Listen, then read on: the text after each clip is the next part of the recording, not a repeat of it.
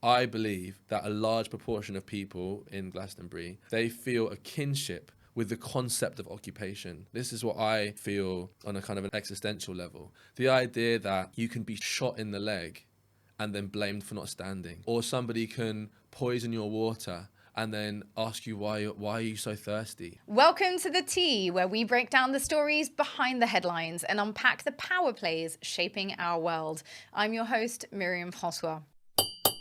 Before we get into this episode, I just want to take a tiny moment to ask you to do one thing for me. Hit that subscribe button now. We are a small independent team, no big network, no corporate backing, just a handful of people who care deeply about having honest conversations and shining a light on what often goes unseen or unheard. If our work resonates with you too, click subscribe now or join us on Patreon, link in our bio.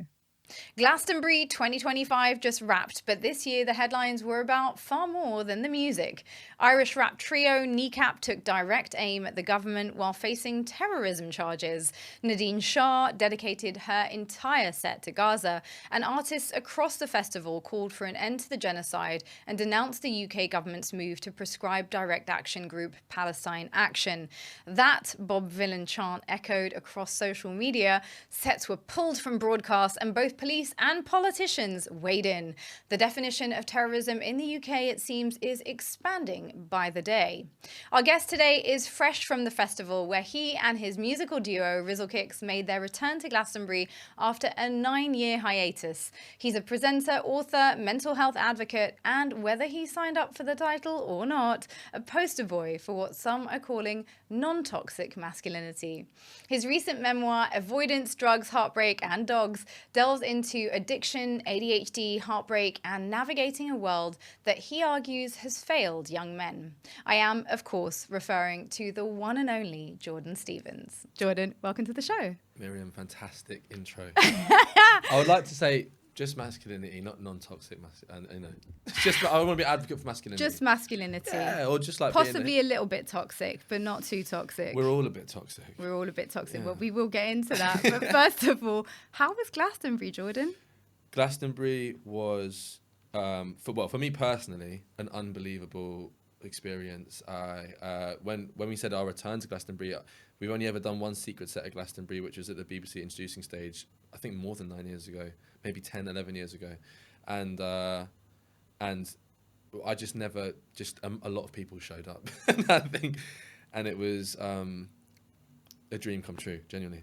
Just for me personally, my girlfriend also performed on a Saturday, so to have that was insane. On the Friday morning, she was coaching me I was the most nervous I've ever been for a performance, and then I would return the favour on the Saturday.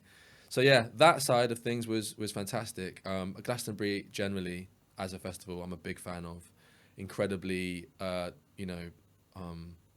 exciting expressions of humanity and connection and community. I love it. Best festival in the world, in my opinion. So I've never been, but obviously Glastonbury, for people who are outside of the UK, would be described as the biggest music festival in the UK. Usually quite political, right? We had, Stormzy and his Grenfell, tribute. He brought out Corbyn, yeah. Right. We've had, throughout Glastonbury's years, I think even in its first year, it was like anti-Vietnam War protests were happening. And obviously this year there was a fair bit of Palestine solidarity on show, in the crowd and on stage. I know both you and Jade both showed solidarity publicly on the issue of the ongoing genocide in Gaza. Yeah. What was your impression of... Was there a memo circulated prior to you guys performing around what could and couldn't be said? Blink twice if there's an NDA in place. No. I don't think so. Not that I'm aware of.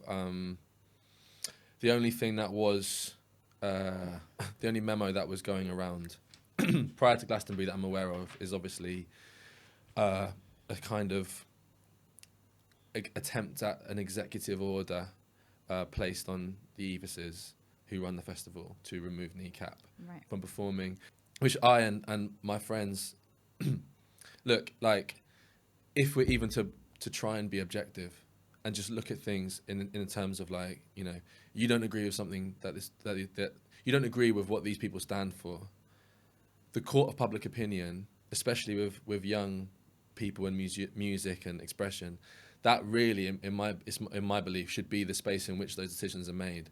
It almost ended up being an exhibit that the way in which Kneecap was trying to be removed was underhand, with a collective amount of powerful force within the music industry, trying to pressure the festival silently. No, like online petition. No, and yeah, I think being that these are 3 working class Irish boys, that was the exact kind of power issue, power imbalance that ironically they are fighting to oppose.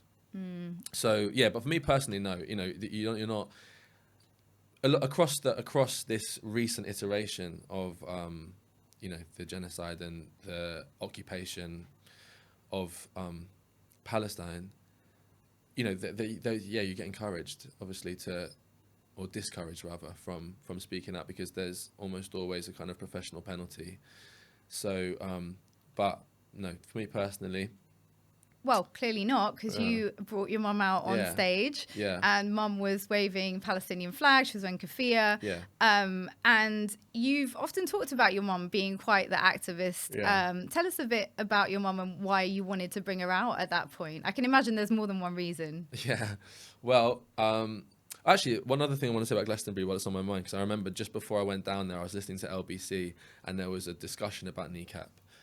Because I know that a lot of the people opposing the idea of them performing was centering in on these 2 instances, one to do with like a Hezbollah flag, and then another to do with them saying like about killing a local Tory or whatever. And they're really zoning in on these things, in spite of the fact that obviously Kneecap have done, I don't know, hundreds of shows. And also, I'm sure you're aware, like, that this isn't like a performative thing for Kneecap. Like, these guys live and breathe the anti-empire, like, stance. I mean, it's their raison d'être in many ways, right? For people who aren't familiar with Kneecap, this is a band that grows out of one of the toughest areas of Northern Ireland in Belfast. And, they are, they've grown up with the British occupation of Northern Ireland, with which many people, many Irish people, continue to view as an ongoing liberation struggle, and which they front, right? Which is why they rap in Gaelic, and they are very committed to maintaining Gaelic identity, which the colonial powers, in this case Britain, were intent on destroying, right? Irish people weren't allowed to speak their language. Gaelic almost disappeared in a lot of Ireland because we weren't allowed to speak it. And I say we, because being half Irish, I'm very aware of this myself. So when I see those boys up on stage, I'm aware that they don't just speak on Palestine. They speak as young people who are part of their own liberation movement, and who see parallels between that liberation movement and the occupation of Palestine today. Yeah, and also one of their brothers was built a gym in the West Bank. And as anybody with, I always feel like I'm trying to reach across when I speak, because obviously within our own echo chamber, we all know that anybody who's been to Gaza in my entire lifespan, who is impartial or neutral or just looking, investigating, has come back completely a different person. My earliest memory of learning about Gaza was actually Jon Snow. Do you know the Channel 4? Right? And I remember he came back, and he was the first person I ever heard say that's an open air prison. He described it as an open air prison, and this then, compounded with my mum having a Free Palestine sticker in the window of her Toyota Yaris when I was like, I don't know, I was like 5, 6, I don't even know. Just ever since I was a little boy, my mum, born of a Jewish father, so this was always a battle. Anyway, my point is, with Kneecap, it's not performative allyship. These guys live and breathe that. And the Court of Public Opinion spoke at Glastonbury. That field got shut down, And anyway, on the LBC, this Tory MP, in response to them, said, and I quote, he said, "Oh, well, I'm not going to go to Glastonbury and watch a bunch of woke left-wing artists. I'd rather go to a classical music concert where politics isn't shoved down my throat." And I was like, there you are.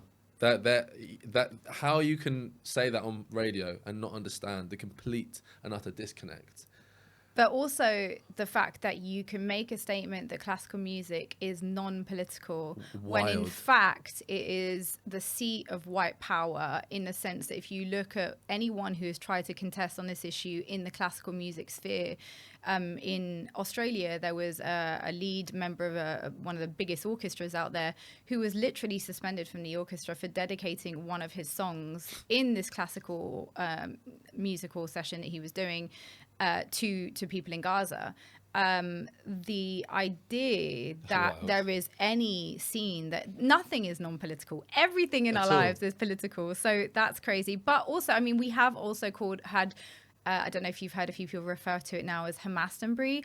I personally hope it sticks. What? That's all I'm going to say. Is that what I people feel are like saying? maybe it should just be rebranded as Glastonbury at this point. But we know why that's being said, though. Why is it being said, Jordan? Well, that people are going to that extreme because of obviously what's taken the headlines, which is that particular chant. And, you know, I actually think the conversation that's come off that has been beneficial, largely speaking, to draw attention to, you know, nothing can overshadow what the IDF has done to occupied Palestine, from what I've seen and heard. And Yeah. but, you know, yeah, I mean, I have my personal grievance with that because that's certainly a thing between the message and messenger. I would recommend people not idolize the guy from Bob Vylan. That's my personal recommendation. And Would you like to extrapolate on that sentence? I just I don't think that I think Kneecap live and breathe what they do and say, and I have my reservations, and I actually worry, if I'm honest, that somebody like the lead singer of Bob Vylan, if put on some kind of pedestal as a result of that, would then later discredit the actual movement, the actual resistance. This is a very interesting discussion because I think on one hand and I'd be interested to hear your thoughts on this. I feel like because we've seen the political class fail to reflect public opinion, right? And then we've seen legacy media, which is meant to be the watchdog of our government, also not reflect public opinion on this issue. People are desperate for anyone with some kind of a platform to speak on this. And I think that's where like our current sort of desire to hear, you know, celebrities or anyone with a public platform to speak on it comes from. It's not because, you know, although I'm sure for lots of people they are semi-gods, but I think it's more so because the two main spaces in which we would typically expect there to be at least a discussion. Do you know what I mean? It could even be like a two-sided thing, but we're not even seeing that. There's a sort of like narrative line that has to be stuck to on this issue, which is that Israel is somehow the victim of the genocide that it's perpetrating. And if you contest that in any way, then you're clearly a Hamas supporter, which by this point I think is almost a running joke for anyone that has been watching this for the last 20 months or so. But I guess that means that there's a lot of pressure on artists to step into that space. And that includes people who may not be particularly learned on these issues. Which wouldn't be the first. Right. And there's sort of, you know, complications in that, right? Which is one you've alluded to, which is that people may not necessarily be able to kind of maintain something they've said because they're new to it, they're not familiar with it. They might say something that is off key, and then subsequently they've been held up, and then we may end up sort of being tarred by things that someone by them might say. Yes. But at the same time, we're sort of out of spaces in which these things can be said, are we not? Well, look, the reality is that wasn't by any stretch the only example of a pro-Palestinian stance at Glastonbury. That, you know, the flags were many.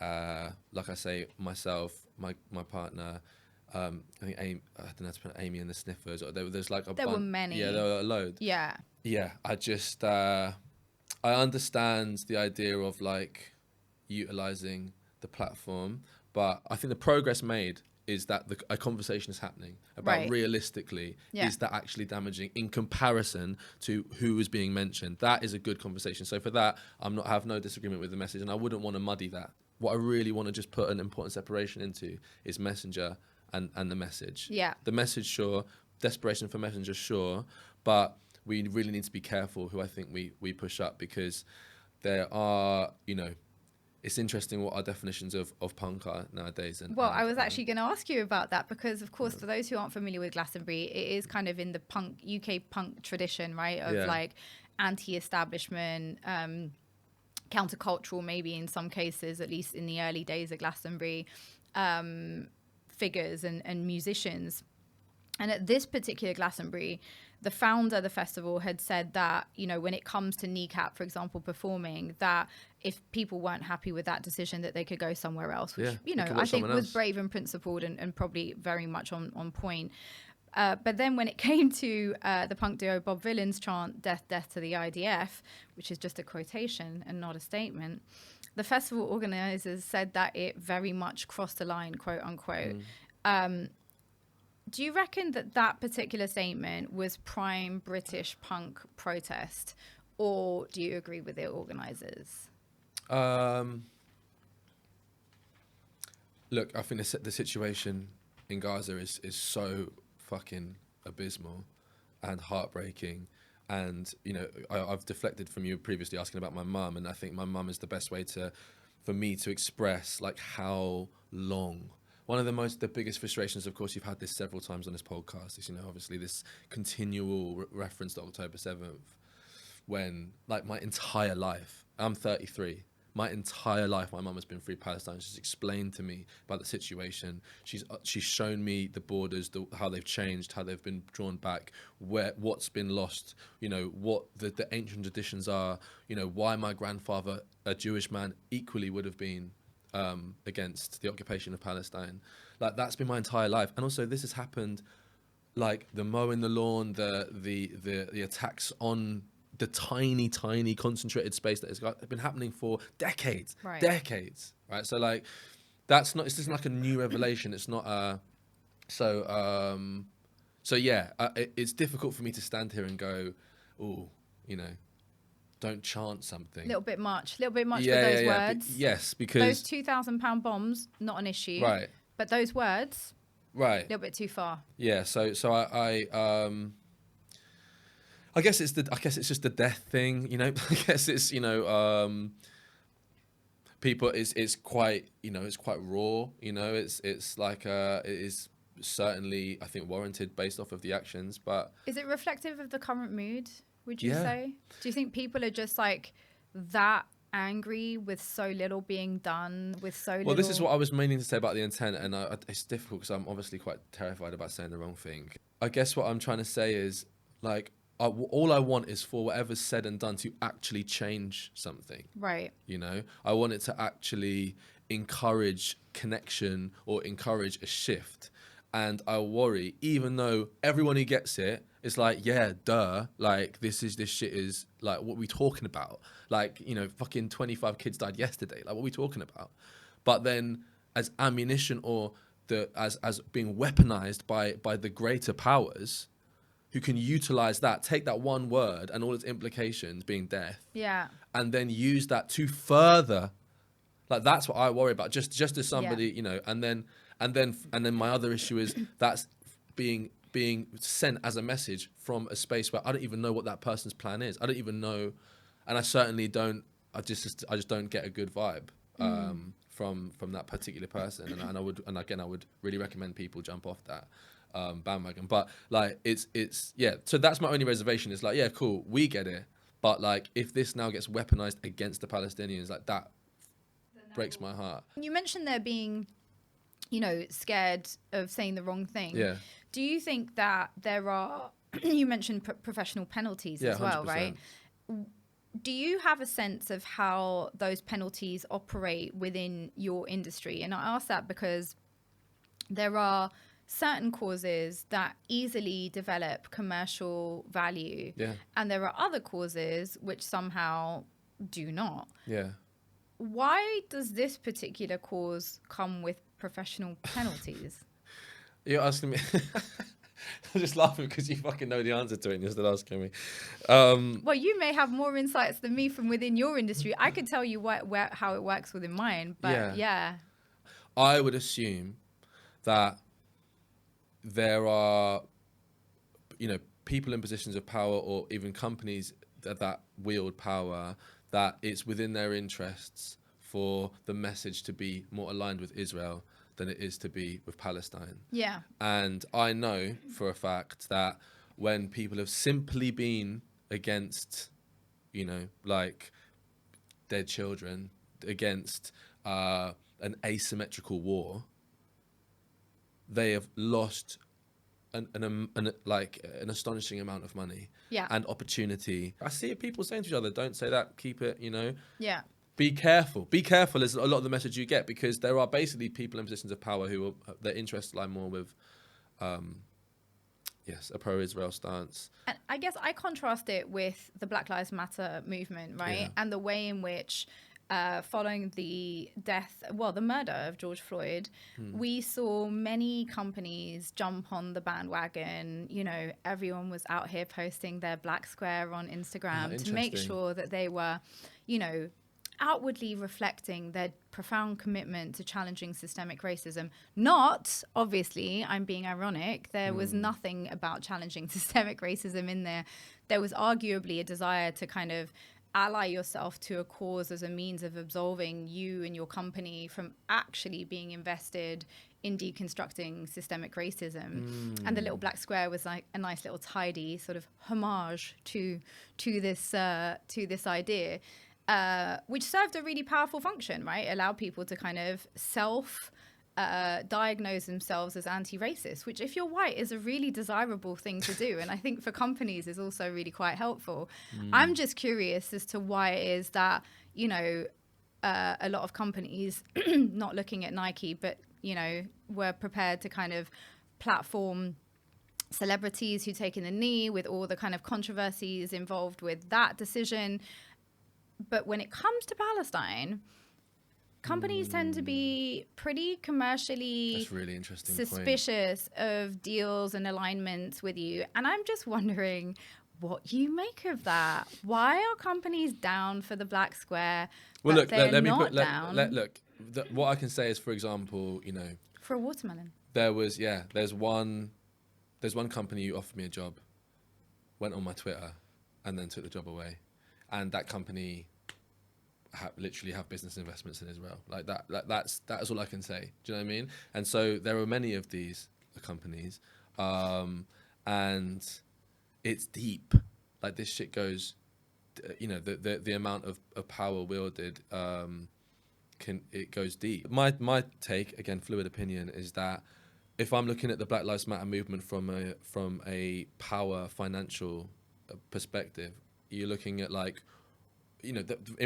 what I can see in the world, the only way for things to change is through some kind of force, and that is usually attacking the pocket. If you can burn someone's pocket, they'll change. If you can burn, if it's going to come at the expense of their income, their earnings, and I would argue, especially when you talk about a sports brand, like if you're looking at this going, if all of these black people are riled up.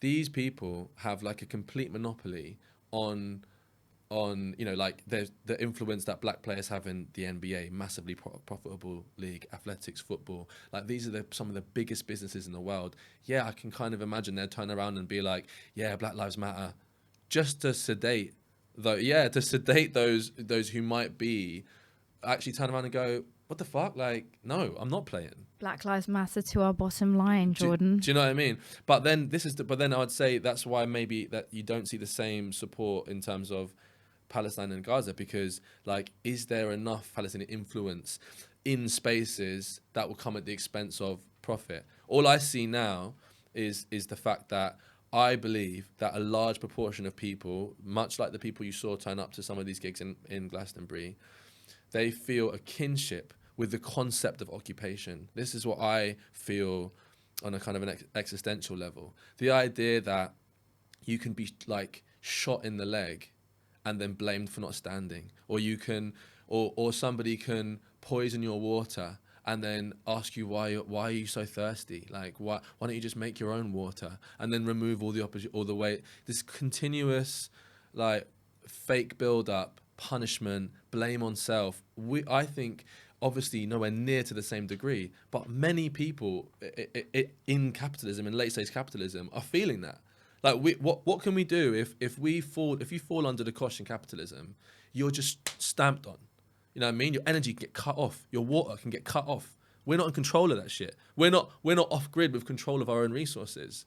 If something goes up in price and our wages can't afford it. You know what I mean? That concept of like, hold on, you're not even allowing these people a chance. They're instantly being born into a situation they're unable to escape from, and then being blamed for it. Like that as a concept. Like, how can you not?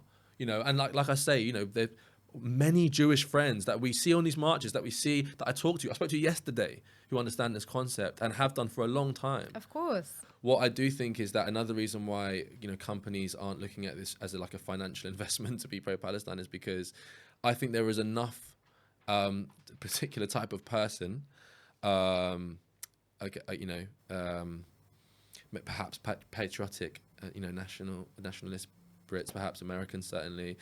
There's enough of a base of people who I think have been, you know, slowly brainwashed and indoctrinated for the last 25 years into a complete Arab dehumanization, so that this story or whatever story is fed to them, they just agree with that. Like, there is so much media to support this idea that terrorism is like a bit of an Arab thing, you know, like blowing up. They blow themselves up.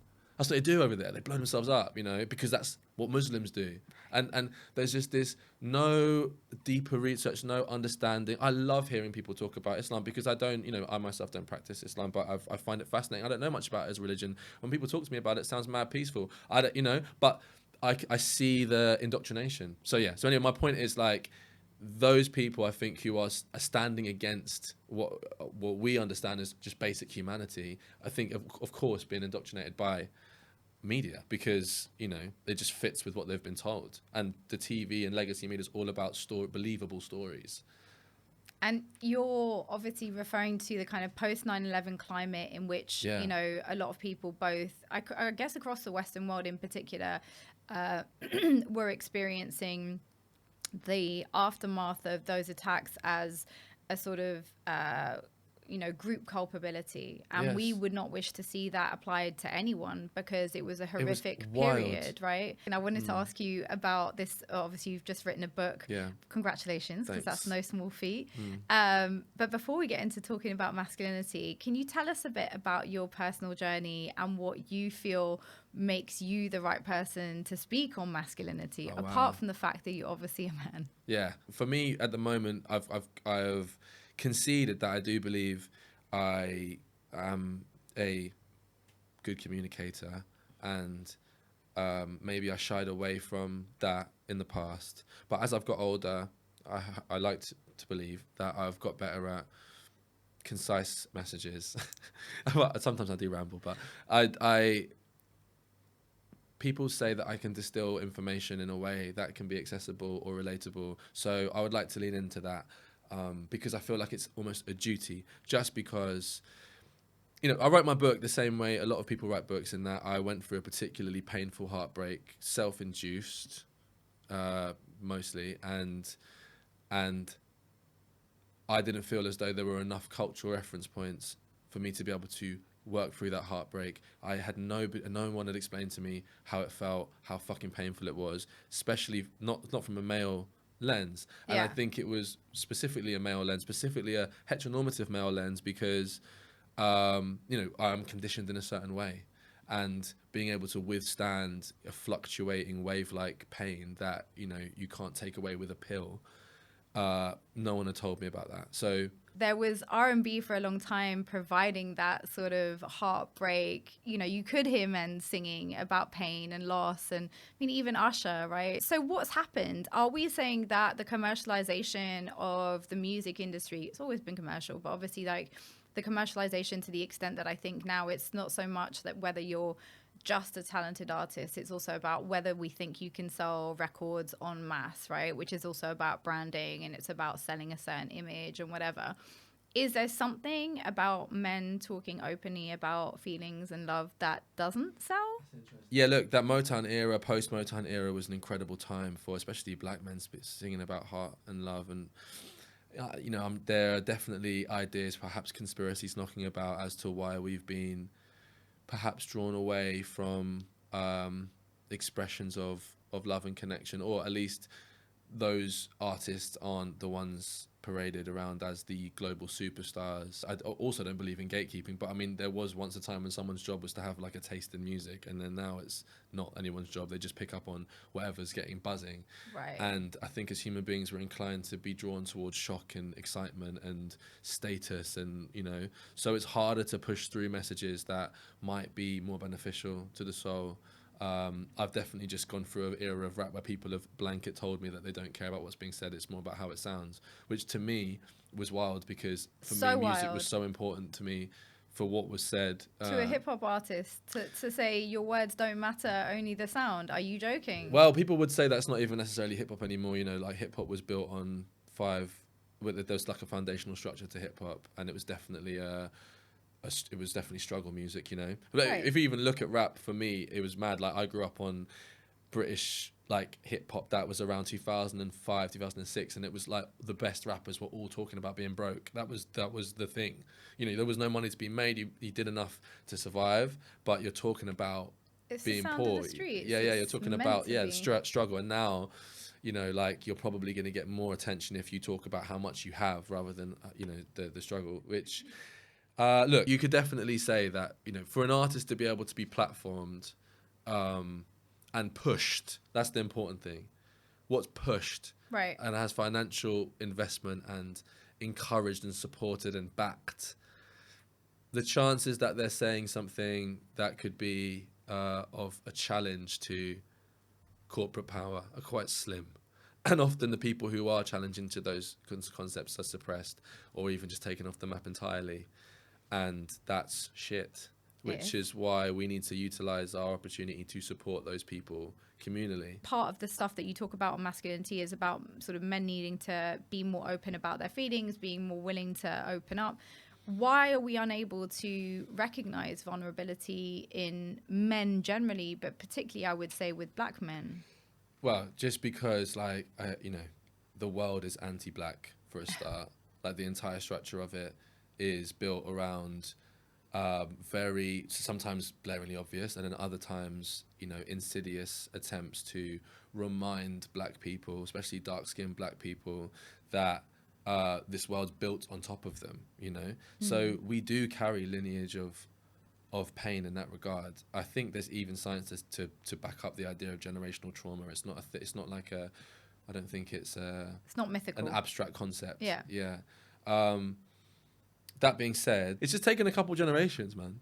Like the black men in my life, the black men I know and see, largely are not the whatever they think is. I don't know what the fuck people think in this country, man, or whatever they think music represents, or and you see these on stabbings. Screen. Look at what's trending on Netflix. What are the big films and series that get made? Hey, listen, that's right. Yeah, right. Well, that's what that's are the representations we see of black masculinity? There's on screen, there are music? there are a lot of black people in London.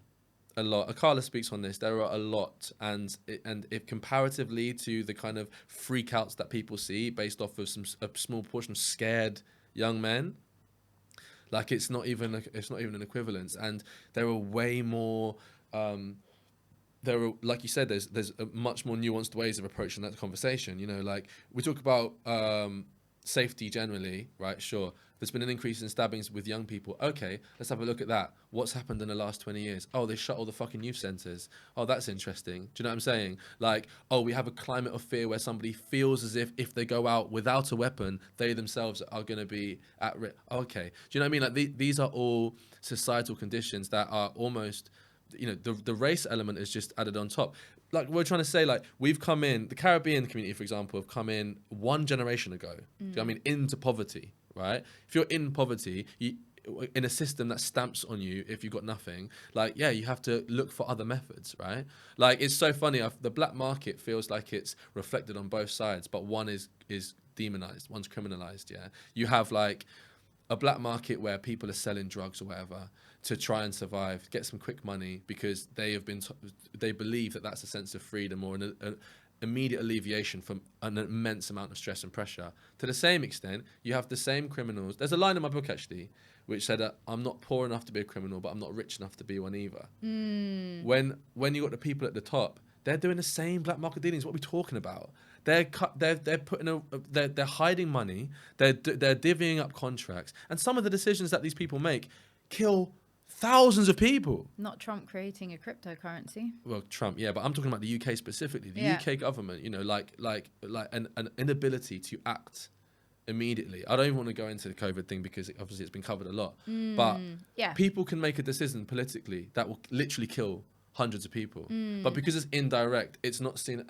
But then two poor children fight, and one of them dies, and it's this like.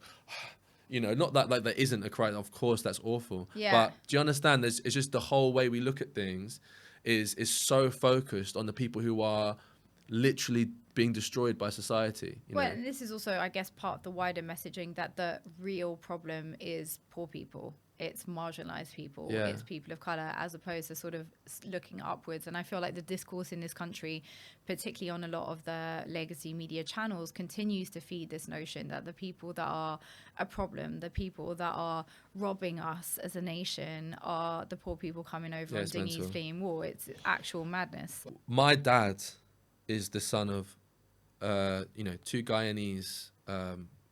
Well, I almost said immigrants then, but actually they were members of the British Empire and invited over to London. So at the time, citizens. So yeah, but people don't talk about that. The fact that everyone was fucking invited, but they. My dad grew up as a black man in the 70s, living in Finchley. He was like the only black kid in a school. Like his upbringing was fucking ruthless. It's that I'm sure he'll let me tell his story at some point soon. But yes, whatever you can think of as being like the worst possible experience within reason. Like, okay, here's an example. If his dad came to pick him up at school, they would throw stones at him. Do you know what I'm saying? Like my dad would just be beaten up by the police.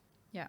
Like that was the lived experience of a black man 1 generation ago. Yeah. And you're asking, why is it that black men struggle to be vulnerable? Oh, I don't know. Maybe because their fathers are so destroyed by the system that they were pushed into, that they've been absent and they've been shit. A lot of them have been shit. Like they're not on an equal playing field. So they've responded to the circumstances they're in. They can become addicts. They have an inability to understand the benefits of love and commitment. Like if you've only ever been shown actions that are antithetical to love, do you not understand how much of a fucking emotional marathon you have to go on to be able to muster that power in yourself? And so for all the black fathers and mothers who have been able to provide love are fucking superheroes in this system. And now I see incredible examples of black fatherhood, because we now have, slightly more information available. There are people who are spreading messages of strength and solidarity and positivity. And quite frankly, these people have grown up, understood the effects of absence, understood the effects of emotional neglect, and they want to change that. That trauma, they're trying to subvert their trauma rather than project it onto the world. Unfortunately, that can't be said for all men. But I personally see a lot more of those men now. And I'm very excited, actually, for the forthcoming generation. If anybody wants a little bit of optimism or positivity, I really do believe that the current generation of children, I think, are going to have the best fathers in the last 20 or so years. Wait, it's interesting you say that, because we get so much negative messaging around young men in general, right? So there's this big push to kind of talk about the impact of incel culture, for example, online. We know there was a recent study done that showed that over a quarter of young men in the UK, 18 to 21, agree with Andrew Tate's view on women, for example. How old are they? So how old? 18 to 25. 18 to 29, wow. Over a quarter, 26%. And then there's like the subtler stuff, right? Which is if you're obviously a digital native, then you'll come across all these videos online about the sort of alpha male influences talking about higher value men, or, the idea that masculinity is a 6-pack and, hunter eyes and a mewing jaw and all this stuff. So I was curious to say, so if a 15-year-old young man comes to you and says, this is the content I consume, I'm really confused. What does it actually mean to be a man? What would you respond?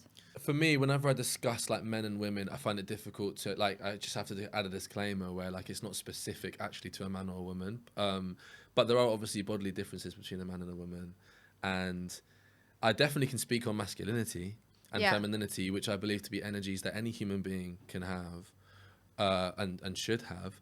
Because I then take that even further and just look at it as a mechanism of opening and closing the heart, ultimately. And I think people can understand that maybe more because it's not gendered, where, you know, in life, if your heart is open all the time, I feel you can fall into a space where you can become almost obsessive or like overly devoted to things, and with no sense of self, protection, which would come from closing the heart. And then that can lead to a desire to control things because you're trying to control how people treat you, you know. And then the closing of the heart, which I fear is a lot of the reason why people then start talking about masculinity in a negative way, is because a purely closed heart, I think, leads to isolation and disconnection, and that feeling is not enjoyable, I don't think, in the long term. So the dream as a human being is to be able to open and close the heart in a fluid way and learn through experience when, who, and how to open and close the heart. I try as much as I can to just put it on a human decency level, like codes of how to be a human being, because sometimes I worry when things become gendered, there's either a price that the other gender pays for that, right? The Tea is a fully independent, non-partisan production. No corporate ties here, just a small, dedicated team working hard to bring you honest, impactful conversations. If you believe in our work, please subscribe to our YouTube channel. Just click on that subscribe button now and join us as a Patreon. You'll find the link in our bio. Look, a lot of the discussions around masculinity and femininity online are extremely polarizing and polarized, I have to say.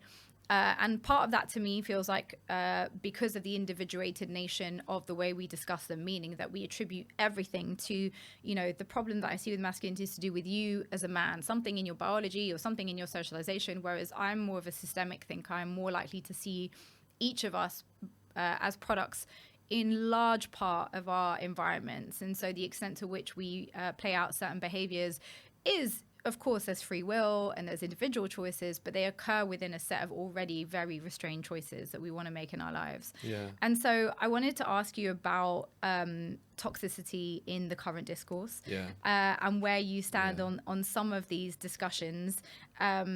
We had a guest on the show recently who often gets accused of toxicity, Chidera Agaraway, who I think you also know. And on this show, she said, it is a reasonable response for women to hate men. The idea that women could hold resentment to their oppressor is seen as worse than the oppression itself. What do you make of that? I just think, like, in that context, you know, man and woman, just seems a bit vague. I think, look, men oversee the infrastructure of the world. Like, I can't imagine the deep knowledge of that. You know, like, even though there will be like maybe more immediate wins or more localized wins. I mean, and you could speak to this, you know, I don't know what that feeling is like, knowing that actually, truly, you know, the roads and the systems and the countries and the ideas and whatever the fuck we've built, you know, that's essentially been built in a way to certainly benefit a small proportion of powerful men. I, in my life, have seen certainly women enter into that sphere of influence, and I don't think that should be overlooked, you know, in terms of literally billionaires, literally, you know, like, there wouldn't have, like, what is it, 40 years later, and now there's you know, I can at least name 3 female billionaires, and I'm sure there's many more. That's pretty radical, considering you couldn't have pockets in the in dresses or whatever it was back in the day. But I just wonder, like, what the benefit of, I think just to zone in on that point specifically is like, there's a battle between the concept of gender, men and women, and the structure of the world. And then there's obviously our individual responsibility, I think, to treat the everyday person with fairness, right? And the reason why I think like sweeping generalizations, like it's okay for women men to resent men. well, was resent the word, or was it hate? Well, on this occasion, I believe it was hate. Yes. But yeah. Yeah. She also said resentment. She said both. Okay. Yeah. So like, sure. For that stance, like, I could take that stance, I guess, put into a race thing. I could be like, yeah, I hate white people. Well, I literally say that. But I also think that's semi-fair. Like, I do think I understand that statement personally. If I hear a black person say, white devils, white people are the problem, I personally understand that. Yeah. Yeah. Yeah. I don't even have an objection to it. I'm like, yes. We are the problem. We are, each of us in our own way, however, awoken we are to some of the systemic issues that we identify, are part of replicating these patterns unless we're consciously at every minute of our lives fighting against them. Yeah. Because we benefit from that system. Yes. What might be different for men, and I'd be curious to hear your thoughts on this, is I just think that structurally, although we talk about men and women in the context of patriarchy as sort of, patriarchal power that sort of favors men, my view is that it hasn't favored all men at all times. This is the point I was about to make. Yeah. Sorry, yeah. That like that is why the polarization occurs. It's because the message ends up being delivered to a large proportion or a mass proportion of people within that grouping who are also affected and victimized by the power structures that have led the person to saying that thing in the first place. If for example, I know what I observe, what I believe to be, as Bell Hooks describes it, white supremacist, capitalist patriarchy, and I see the people pushing that narrative. Elon Musk, for example, do you know what I mean, right? And yes, I will have a fucking, visceral resentment to the exploitative power of those individuals, right? And the world that they want or they want to push. But to the same extent, I moved, to Kent 7 or 8 years ago to a little town on the seaside, and I've seen some of the worst examples of white poverty I've ever seen in my life. Do you know what I'm saying? And like, am I gonna roll up to this guy, and be like, "You're a piece of shit"? You know what I mean? Like this dude, fucking like a 17-year-old smoking meth, on the steps of a fucking, congregation of flats with the doors open and the windows smashed out. What is, you know what I mean? Like, this person clearly has had, people would argue, all the potential privileges of being a white man and this is what's happened. So I think localized unity is incredibly powerful. So would I support messages that will push somebody away before they're even given the opportunity to garner respect? I personally wouldn't. I know loads of women who are pricks. I know loads of men who are pricks. Just because a person is a thing doesn't mean that they fall into a category. They have to show themselves to me. It's on an individual level. Yeah. I guess I can understand the concept of a statement on a larger level. Yeah, the systemic. But yes, when I'm greeting people every day, am I going to judge them based on immediate perceptions that I've gained from the internet? No, I'm not going to. I want to at least give people an opportunity. And yeah, the point being made, there's a lot of situations in which it's fucking tough being a man. That's literally the reason why there's certain voices are pushed to the top, because there's not like a space, there doesn't seem to be an understanding and appreciation of men's issues, which is also a male responsibility to do. But when you don't wield any power, when you're just working 3 jobs to try and stay alive or keep your family alive, and someone turns around to you and go, "Well, I hate you because you're a man." I can, yes, those people might be deterred by that. They don't have the time or the information to be able to go, "Oh, I'm sure you're talking about me as a concept, not purely as an individual." So again, I'll go back to intent. What is the intention from that? When Chid says things like that, what does she think is going to happen to the minds of the people who follow her? I've seen some talking points on TikTok, not just from her, but from other people. And they're literally I saw one, here's one example. I saw one TikTok which was pushing back against a woman, basically saying that, that that men have many issues in society right now that maybe aren't being paid attention to. That's kind of the point she was making. Yeah. There are like structural imbalances. There's there's loads of stats coming in about obviously boys aren't finishing school very well. Yeah. They're not earning as much as they used to. AI is taking a bunch of their jobs. Like there's loads of shifts in dynamic, right? Yeah. Someone pushed back going like, okay, this seems like a not all men angle. And then one of the comments on the video was, I would rather give a rat a rim job than show a man empathy. And it was liked like 16,000 times. Right? Wow. Including by the creator, who has a boyfriend.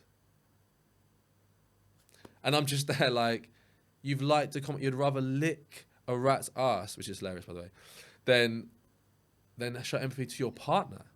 Like I just for me, just conceptually, like, I suppose, where are we at? Okay, if I'm going to play devil's Please advocate, play devil's advocate. I would say this. I would say, I suppose there's a generation of young women who also maybe feel like it's not like feminism is a new thing, right? It's not like we've been talking about these issues for only the last year or so.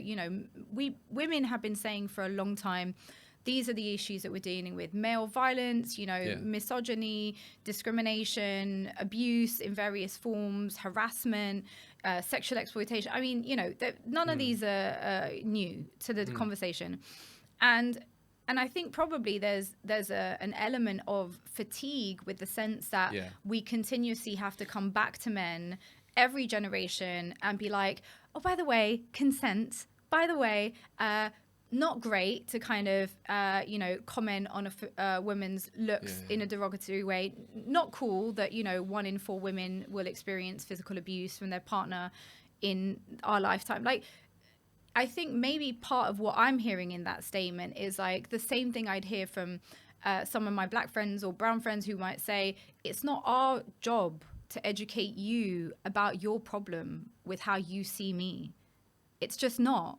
And I find that that's audible. But if you're in an interracial relationship, and you were saying that like well, it'd be difficult because of the power imbalance. But I guess if like your partner was just saying like white people are a piece of shit, I would probably you'd be like, yeah, fair enough. Yeah, well, honestly, I hate white people. I get it. Honestly, I get it because I don't hear that as a statement of I hate every single white person. Of course you don't. We're in a relationship. What I'm hearing is that every time I have to exist in a predominantly white space, I have to compromise myself. I have to compromise my identity. I have to police myself. I'm demeaned. I'm put down. And I do observe that. So I do observe that in, dominant white spaces. Yeah. So I don't. I guess look maybe I live in fucking what do they call it, cuckoo la la land or whatever. But my point is, I can only go through life with a set of values that I believe in, right? And I have to apply that same metric, for me personally, to everything I go about. Why would I become the thing that I despise in order to cope with the pain of having experienced that? No white person can make me turn around and hate a group based off of like a flimsy identity that they invented, like race as a concept. Even the degradation of a black body was a financially backed concept to detract from a class war, an impending class war in America. Right? Oh, those black people are worse than you. Don't worry about their animals. So, like, the fact that we have all the slaves, it's nothing to do with how rich we are. They're just you're better than them, right? Like I will not let like whatever abuse that's come my way change what I want from life. Yes, it might be validated, and yes, I'm a human being. I'm going to have moments of weakness. Believe me. Everything I said, I'm not perfect. I will say group think things. I will generalize occasionally. I'll say things whatever. I'll do it with my mates for jokes. You know what I mean? But essentially in life, like, I don't want to treat people in the way I don't wish to be treated. And so with misandry, like, yes, of course I understand it conceptually. Yes. Yeah. And I understand that in the framework of patriarchal capitalism. Yes, I understand that. Like, is it benefiting the local community as a way to move through life? I completely. So this is where I would agree with you. I would say at a certain point, while we can understand things conceptually, if we don't reach over that divide, then how do we make any kind of progress? Because all it is a pendulum. Like all it is, it goes back. Like you get bullied by the other side, and then the second that the other side get power, they respond in the way they were treated, and then it creates the same chasm. And also, the reason why I wrote this book about about heartbreak as a man, right?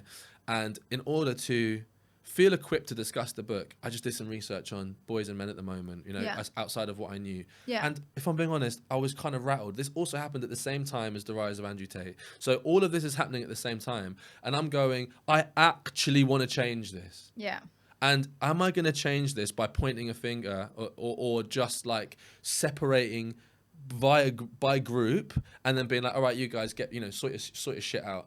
No, I'm not. Like, I feel the only way to lead is with compassion and love. And it seems the only people who seem to be compassionate specifically to men and boys also tend to be fucking toxic, right? Because it's literally a scam. But I see how the reason I feel passionate is I see how these gender discussions they spill into conversations in school, for example. Yeah. And those children, they don't have the context of our adult lives. So if you hear somebody on a podcast saying, like it's natural for women to hate men, and you're a 14-year-old girl at school, and you just go around school being like, yeah, I hate you because you're a boy, right? Which happens all the time, by the way, right? Yeah. Like, the boys aren't going to understand what that means, and they're not going to understand what they've done. They've not done anything to deserve. They might just be a random boy, So then they're going, oh, the girls hate me because I'm a boy. Then they go online and someone goes, oh, do people hate you because you're a boy? Yeah.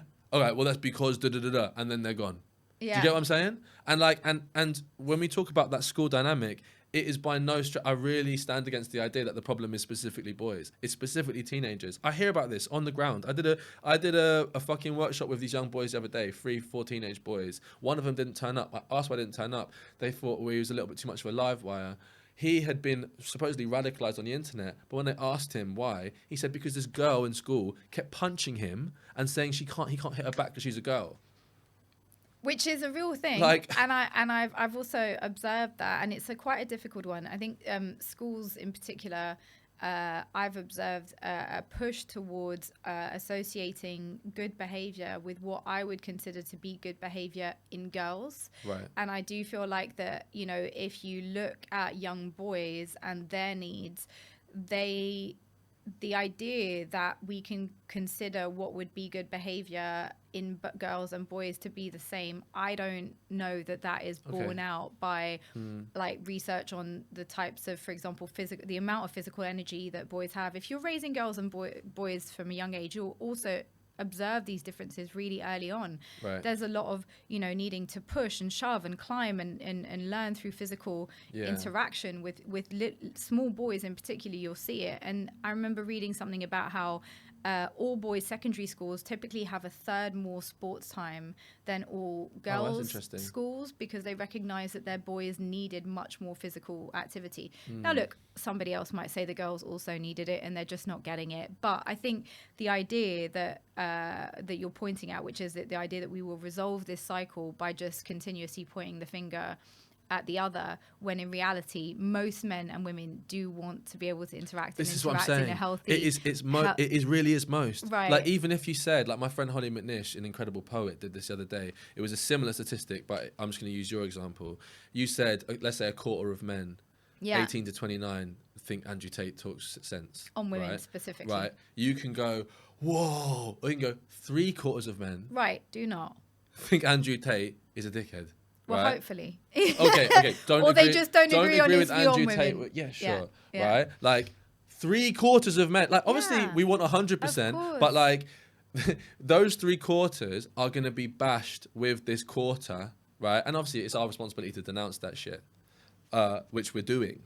Yeah. But it's like we have to be applauding, or not applauding, it's already a sensitive word, but acknowledging the reality that, like, I really, really fucking mean this. There are so many men around me who are doing the work. They're just not pressing record on a fucking podcast every week. When they're doing it. They're just, they're just doing it. One example of, maybe it's just me because I'm chronically online, right? But like, I was writing a Substack the other day about the fact that I was like judging this like kids talent competition recently, and one of the kids had a T-shirt that said like "I love men" on it. Was this a boy or a girl? It's actually a boy dressed like a girl. Okay. Okay, wearing a T-shirt that saying said... "I love men." Yeah, it was like kind of like this trippy. Anyway. Okay. But it was regardless of how they were expressing it. It was just like this T-shirt. I just remember just seeing this T-shirt and being like, is that radical to have like if I just got a T-shirt that said "I love men." Like if you even Google a T-shirt, I love men. if you even Google a T-shirt about men, like a or like "I love men" a T-shirt, like I don't even think it would come. I think there'd be more slogans. I mean, I'd have to look it up. You have to. I feel like it could be as controversial as "I love white people." Right, but like consider but men span all cultures. Like just being a man, it's half the world. Half of the world. But in half the world, we find consistent patterns, don't we? Unfortunately, this is like the universal thing of violence towards women, sexual assault towards women. It's like, it almost doesn't matter where you look at men in the world. There are certain behaviors that just keep coming back over and over. And I definitely think that... but men kill each other. As well. More. Sure. And I think that we could argue that it's an issue of like this violence that men have that spills out on us. And also spills... Do you think just men are violent? I think men are much more likely... I think they're extremely violent. To express violence, yeah. More likely to express violence entirely? Yeah, no, of course, statistically, yes. So more men are in prison for violent crimes. The biggest group involved in criminality is 16 to 25-year-old men. Yeah, criminality, right? 100%. And I think that that's to do with all kinds of things. It's to do with risk-taking. It's to do with the fact that I do think there are probably, hormonal aspects of testosterone that make you more likely to want to I really find that shocking. I really find it shocking that you think that men are more violent than women. Yeah. I mean, it's hard to disprove, surely. Look at history. You know what it is? I think it depends on... When you say violence, do you mean like purely physical violence? Well, I would connect physical violence as being the hard end of a spectrum of control, right? And so I put that, you can resituate that within the context of patriarchy, where what we women have lived throughout history with is the threat of male violence. So, for example, one of the themes of your book is cheating. Let's talk briefly about cheating. No, but I really want to go back to that. No, we will, but I'll give it in the context of cheating. Okay, great. So when we were doing the research for the show, we looked up, statistics on cheating. And of course, this is all, subject to different studies. But by and large, it seems like men and women cheat about the same on average. There's like a 7% difference. But typically, it's men cheating that we hear about, and women tend to be a bit more discreet, arguably. Now, there's a reason that women are more discreet with cheating, because historically, if we were found cheating, we would be killed. And not just historically, till this day. I'm half French in my country of origin. Until very recently, if a man came home and found his woman cheating and killed her, it was considered a crime of passion. And you would just do a couple of years for that, because it was understandable that, your property had been misbehaving and therefore you should be able to set her right. Yes. So what I'm saying is there is an implicit threat of violence within patriarchy that women are more or less exposed to. I don't believe that that's replicated in an equal way with men. I don't believe men walk around fearful of female violence. I don't believe that, if a man cheats on a woman, he lies in bed thinking at night, might she come and kill me? Although... I think that there would potentially be healthier discussions on interpersonal relationships if we opened up our view of violence slightly. Okay, go ahead. How would you open it up? Just because... so here's one example, right? Like what you're saying, I completely agree with, right? Just for clarity, I'm in no confusion that the overwhelm is when men are violent within relationships, right? Like it is the violence can be unbelievably extreme. This is why there's that panic. The amount of fucking deaths I've seen with a crossbow recently is just bizarre. It's out of this world. So yes, the extreme end, like indisputable, right? Sexual violence. It's not even a competition of like who One of my dreams in life, and is like I want like I bought this jumper the other day that said, it's a movement in America, all rapists gotta die. And like, again, extreme, like we were talking before, but conceptual. I really want that. I really want rape to be so seen as such an obscure human act, that it's dishonorable in men, and you'll be rejected from the acceptance of other men if you even engage, right? And I really want to be part of a generation that changes that. So I want to just lay that clear. Do you think if men weren't here, that women would engage in the same forms of violence with each other? As men do? Just in terms of power, yeah. So if it was just women in the world, do you think that there would be no violence? No, it's a really tough sort of theoretical exercise, but I do, from what I observe of women in situations, say like diplomacy circles, is, and there are many writers who've spoken about this, there is something about giving life that I do feel makes taking life much more severe. Taking life, it's interesting. When you spend 10 months, and for many women that's not an easy 10 months of being pregnant, and childbirth, I mean, we all know, or don't, like how extreme of an experience that is. I do think that regardless of whether you've gone through that experience yourself, there is an awareness of the cost that bringing life into this world is as a woman that is different for a man. And I do think that whether we recognize it or not, that infuses how we think about decisions to send, somebody else's children to war. No, this isn't to say that there aren't female leaders who replicate patriarchal patterns. Of course, specifically what you talk about, I've seen many warmongers with the situation going on right now that are women. Yeah, but your question was sort of by and large. I agree. That's actually an amazing point about giving life and then being more aware of taking it. I think that's a brilliant point. If we just talk about violence rather than murder, like, again, only my frame of reference, right? My point I was trying to make was, yes, women intrinsically understand that the most men are in positions where they're stronger physically, and so they can kill them, right? Like, so that's a real risk. Same with men, with bigger men. What we're talking before, men might leave a house with a knife because they feel less equipped to deal with a bigger, scarier man who might take advantage of them, right? So yes, we live in that, and if I had it my way, women would all have straps with mace on them just so sort the situation out, keep it moving. But why do we have to do because, that? Right, wait, but this is it's not an answer plaster. It's not an answer. No, it's a plaster. This is just for the. But I'm saying because we're living in a world right now where we're driven by empowerment and disempowerment, right? But I think people don't do that, but I don't believe people engage in harming another human being from a place of like joy, or unless you're a psychopath. It's like severe pain. These people are cursed, literally cursed. They have to live within that, and they can only exist in a vilified framework because no other framework will. We live in a punitive society. There's no other way of getting out of that, right? If you go too far, that's kind of it. But just violence. I need to just finish this point. Go do it. So, like, in my frame of reference, right, like interpersonal relationships, for example, like I know of a lot of men who are abused in relationships that will never be part of a statistic.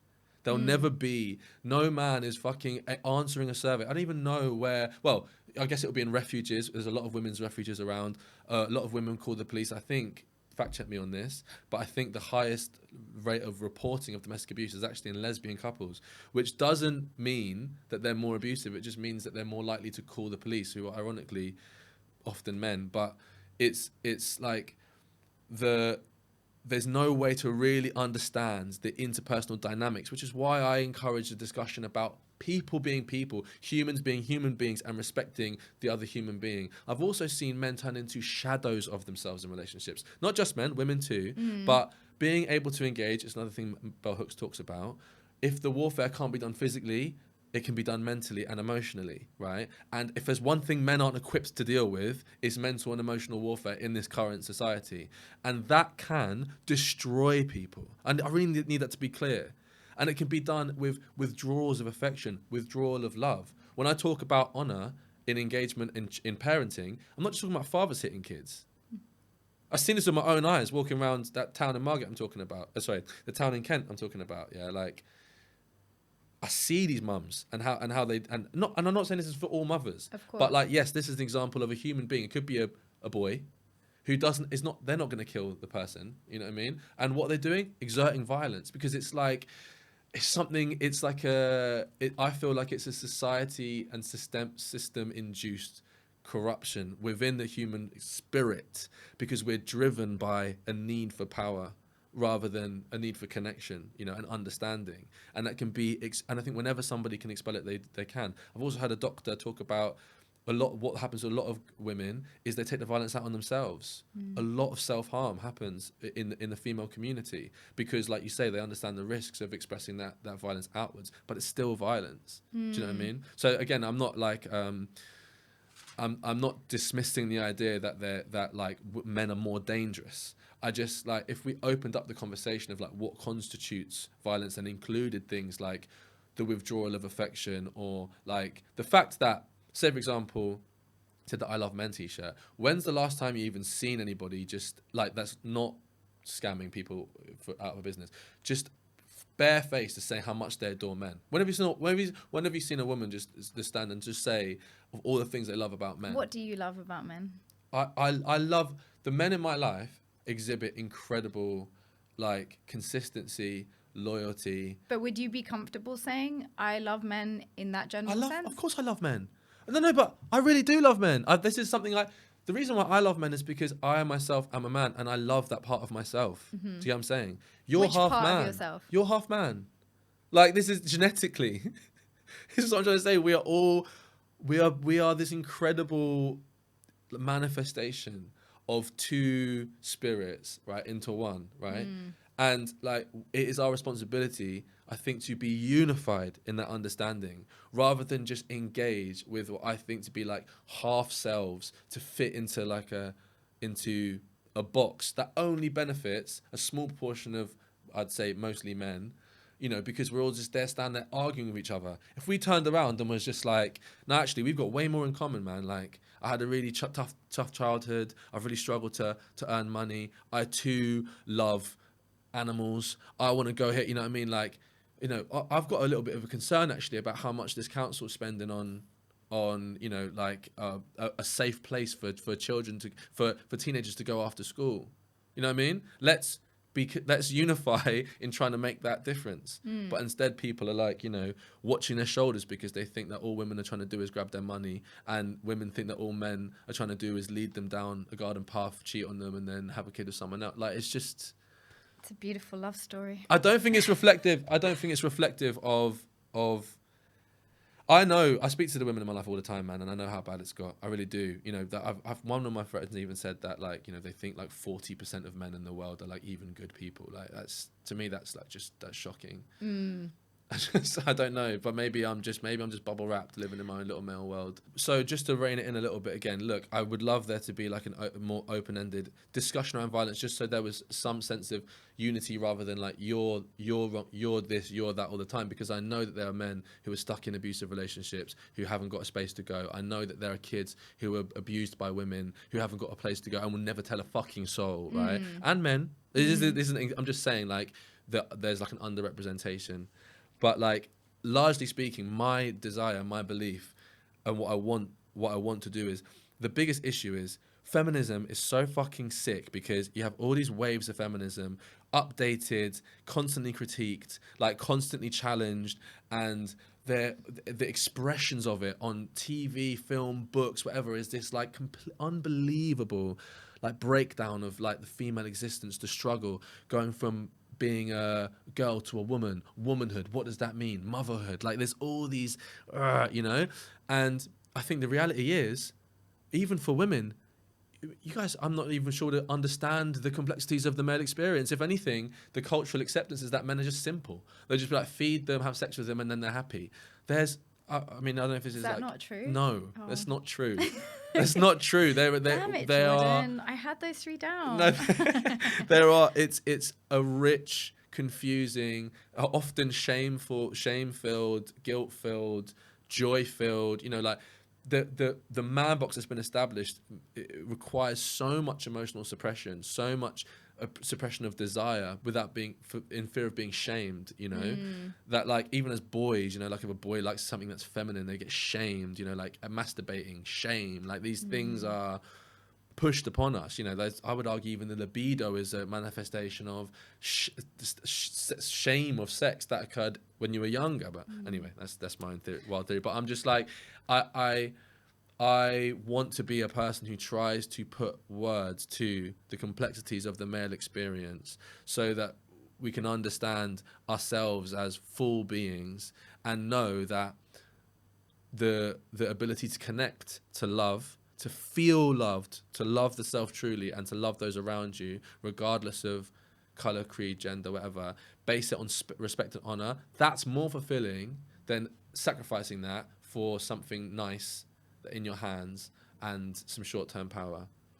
One question on that. Where is the line between self-understanding, self-acceptance, the vulnerability of like who we are and what we're feeling, and responsibility for men, because of the fact that so much of the violence does continue to be perpetrated by men against women? I do feel like it's important for us to just clarify that. Where's the line? Like, how do you, because obviously hurt people, right? I know it's a like very oversaid statement, but there is that reality that behind every murderer you can also find you know, someone who's been through a horrific childhood. But I do wonder where you put that line in the conversation with men. I think, and I've said this on several podcasts, but I'll continue to say it, the bravest thing any human being can do is have their heart broken and then open it again. Because believe me, I've actually had a very recent experience of this, not in my relationship. Obviously, I adore my girlfriend. It is, obviously, it's painful. And the first thing you want to do is double bolt, diamond, fucking wrap your heart. And I'm not going to fuck with anyone ever again. I'm never going, do you know what I mean? I'm not. But I would argue, is there a point of that human experience where you are the one who is actually now losing because you are cutting yourself off from the opportunity to connect? I understand why you're there. And I maybe would even understand, dependent on what the person's gone through, to choose to be there forever, right? But this is the struggle I have with men. I think men get their heart broken really young. And there's nothing that encourages them to reopen that heart. So they become the men, right? For the isolation and disconnection and the lack of empathy, they become the men that create that woman who's like, fuck men, right? And then all you have are these two closed hearts shouting at each other, right? Because that risk is way too much because they've been hurt, and this person can't even remember. Like, these men can't even remember, you know. And I see it all the time, especially with avoidant men. My girl mates will talk to me, and I'll just be so exhausted because I just think, well, yes, I don't think that my female friend should be close to this person because I think they're way off being able to deliver the amount of emotional connection. But I also deeply understand why they're there. And I wish more than anything that they'd had some framework when they were teenagers or in their 20s just to understand how to get out of it. And just to see someone who is fucking happy with their life, right? Who is joyous about their life, telling them that love. Even saying love, I think some people are like,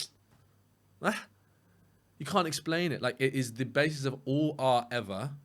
all things are as a desire for or a lack of love. That is everything, right? Yeah. I just want to tell these people that is the thing you should be striving for, to have a sense of security. So I just wanted to ask you a last question on ADHD, which obviously you talk about quite extensively in the book. You were diagnosed as a teenager, I think around the age of 15, and then again as an adult.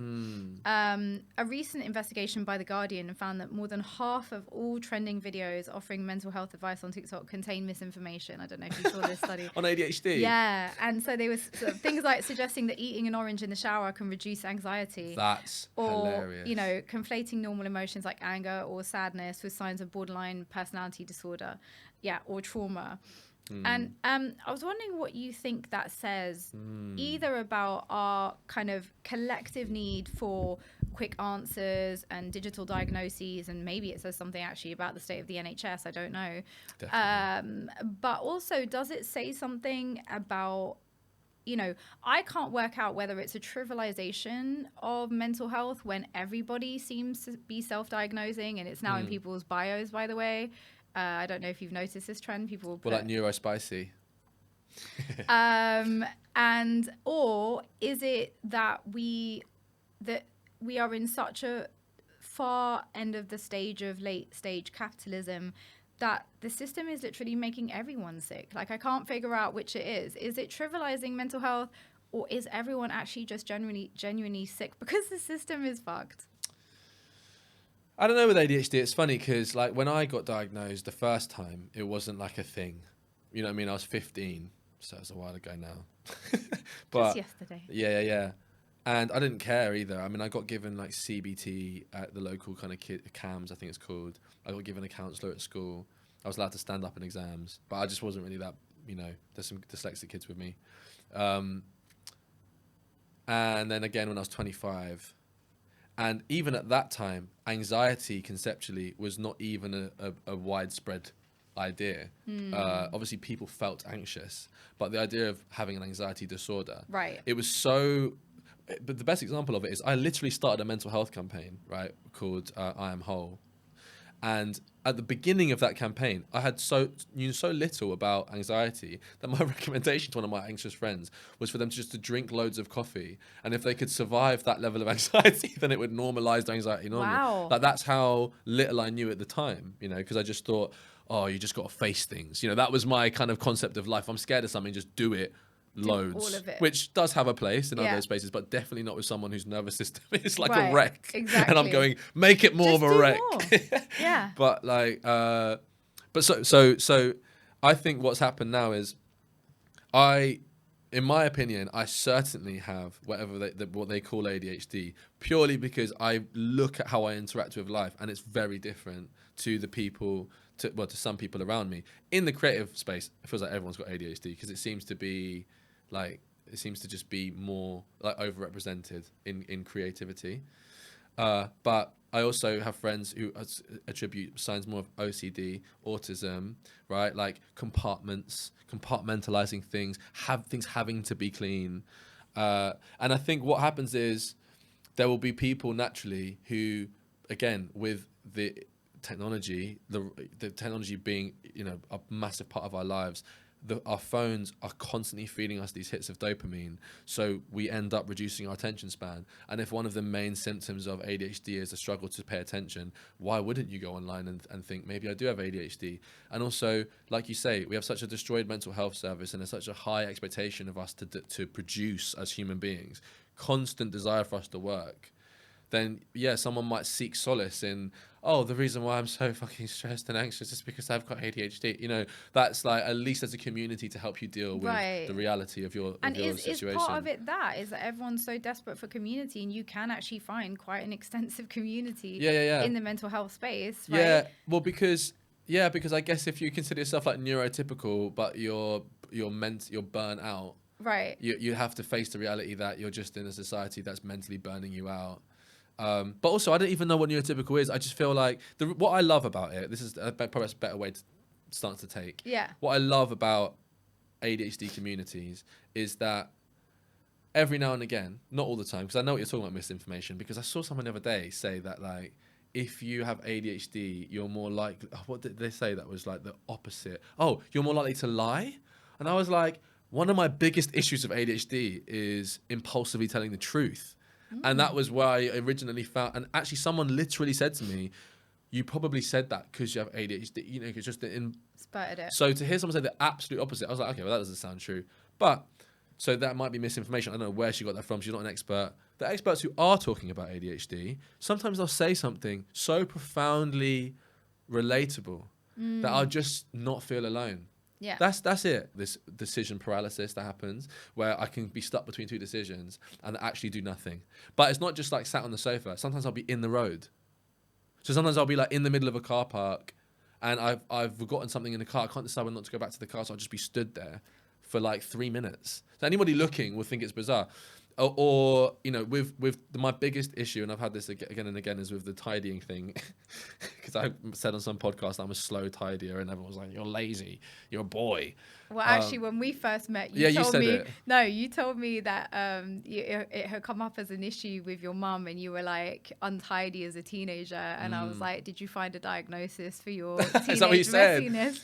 Yeah. No, to which I'm not sure that you actually smiled at the time, but no, there was something I thought about the other day with my mum, which I thought was so interesting in terms of like modeling behavior. I can't remember. Well, because this was about, you were saying when you came in and like you would just dump your bag on the floor, and then she put up a peg, and like it was the idea that that was me now.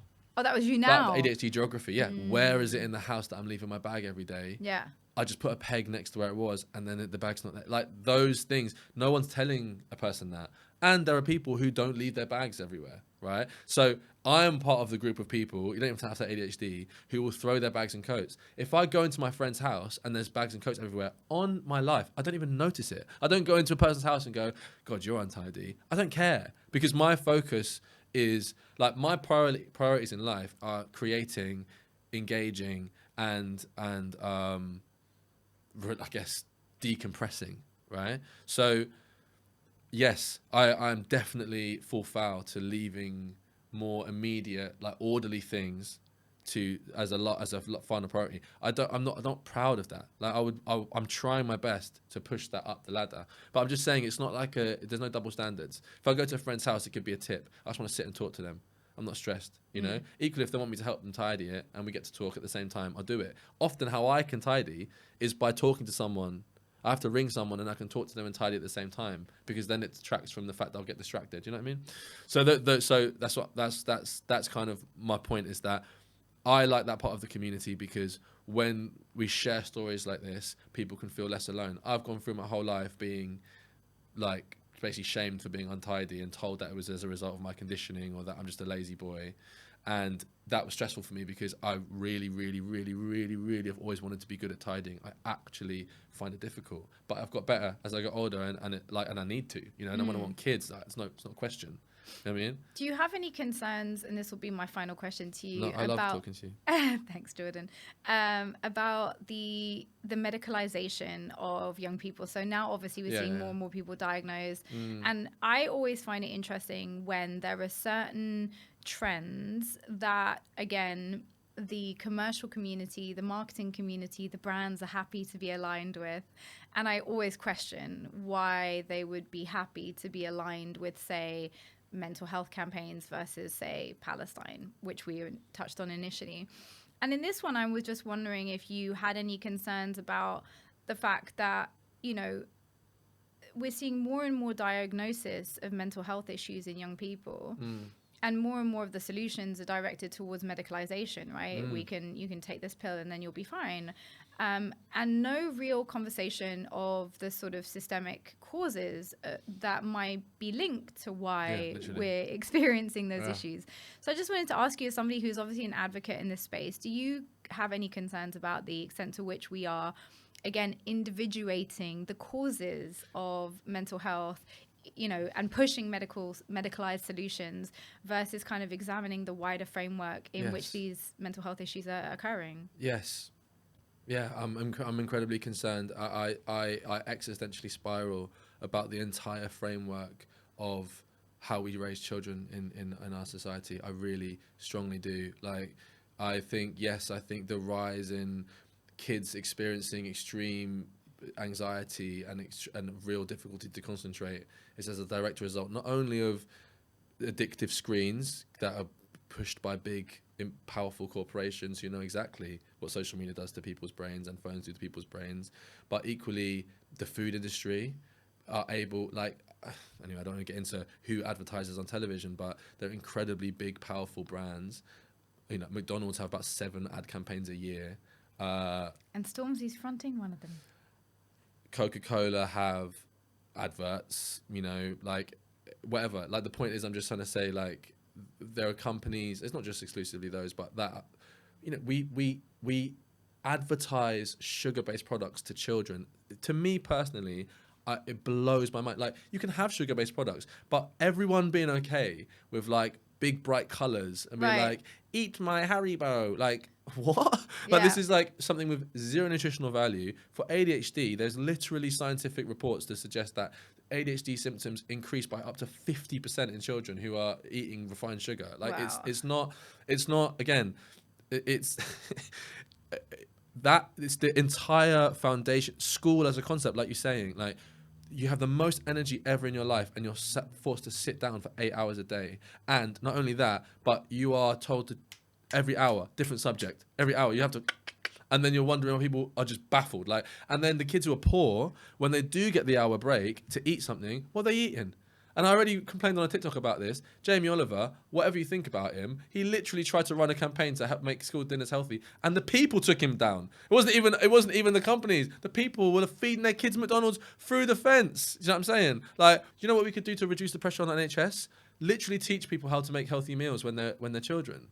And I guess also, I mean, there was a long time this talk about sugar taxes, right? Increasing the taxes on corporations that, you know, put a lot of sugar into our food.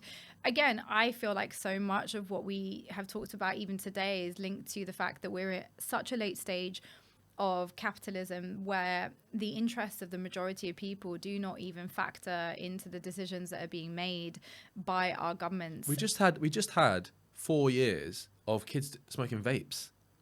Understand how mad that is? Like this is what I think is so wild. Like, I've lost a lot of money from jobs because I've spoken on podcasts about psychedelics, for example. Mm-hmm. And I think it's absolutely preposterous that I can't even discuss, again, scientifically backed medicinal qualities of something like magic mushrooms, which is being studied constantly. I can't even discuss that without there being, again, like a financial penalty, right? But kids can smoke an entire vape in a plastic fucking thing, and it takes years for these people to go through the policies and whatever else. And like you say, yes, I am concerned that children are being given medication while their brains are still developing. I'm concerned that, you know, obviously kids are going to experiment. I'm personally quite liberal in that regard, but actually prescribed things for years. Well, I think our brains develop until like 25. Yes, in boys. Right. Yeah. So yes, I'm concerned about that being one thing that I've got to big up my mum for is she understood that ADHD was a struggle for me, but she never ever shamed anything that came with that with me, and she refused medication. Right. I'm not, again. It might be different for certain people. Yeah, I know there are extreme cases because society is very different to what it was when I was a kid. But I personally am thankful for that. And when I did try medication in my early 20s, I was like, wow, okay. And it helped me not impulsively take other more dangerous things, right? So there is a place for medication. For sure. But yeah, forcing it as a plaster where the issue is much wider and systemic. Yeah, I agree. That's wild. You know, youth clubs put money into youth clubs, art, creativity, a place where kids can express themselves. You know, and be open to the idea of I think we should a total review of drug policy, food policy, and school policy. On that note, Jordan, I want to thank you for coming on the show today. Thank you for taking the time to share your thoughts with me. And of course, thank you all so much for tuning in. We hope you enjoyed today's episode. At The Tea, we are passionate about bringing you unique and meaningful discussions that aren't always in the spotlight. And if you believe in what we're doing, we would love your support. Hit that subscribe button now and join us on Patreon. Your support keeps us independent and ensures that we can keep these important conversations alive. So until next time, stay awake, support independent content, and we'll see you soon for more tea. Thank you. Thanks for watching The Tea. Please remember to like and subscribe. And if you've made it this far, why not keep going and check out this episode?